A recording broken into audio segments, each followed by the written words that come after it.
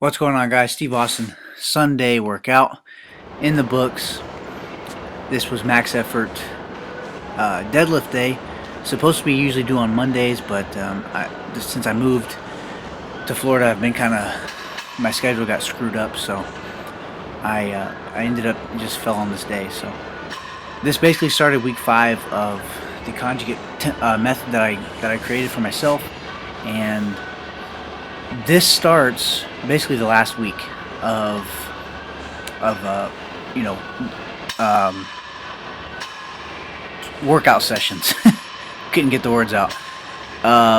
This is the last week basically, and then week 6 is testing week. So looking forward to it, definitely. Anyway, talking about today's workout, I went in the gym. I knew I had to do some block pulls, and I didn't bring my blocks, which I know are 4.5 inches.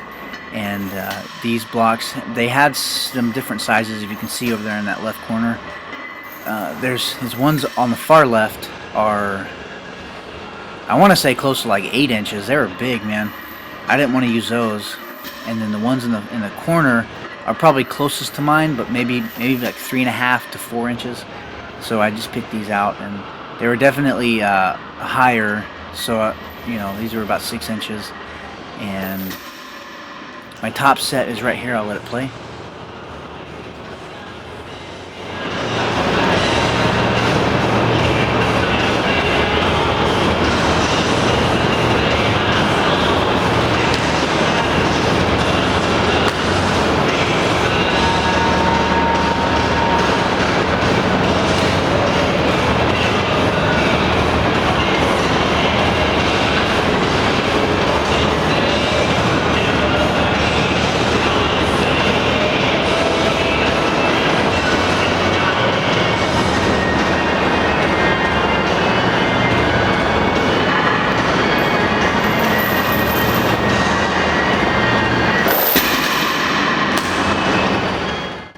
So as you can see, I pulled a 440 or 430 with about 90 pounds of chains. The story with the chains, this is the first time I've used them, and I could not figure out what the best way to use them with. Especially, I feel like it kind of, I don't know, kind of screwed up by using them on an elevation. But like if I had more chains, it might be better. But this was only 45 pounds on each side worth of chains, so I feel like there wasn't that much accommodating resistance like there would be for bands. So I think from now on, for the elevation, I'm gonna stick with bands, and I'll try these on the deficit deadlift days and see if I can see if that works out a little bit better. But in my opinion, the bands gave me more of a feeling of forcing that lockout through. With the chains, it kind of just felt like, oh, hold on a second, check this out, lock jaws. First time I've used them too. Dude, I've never seen anything like this, dude. I mean, after those volume sets, this is as much movement as I have. Look at that.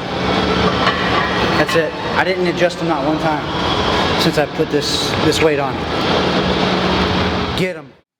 I'm sorry, guys. What I was saying about the chains was basically I feel like for the elevation, I wasn't getting much of it. Just felt like there was more plates added on instead of actual resistance. So anyways, I worked up to the 4, which was around 520. So that's definitely a PR. But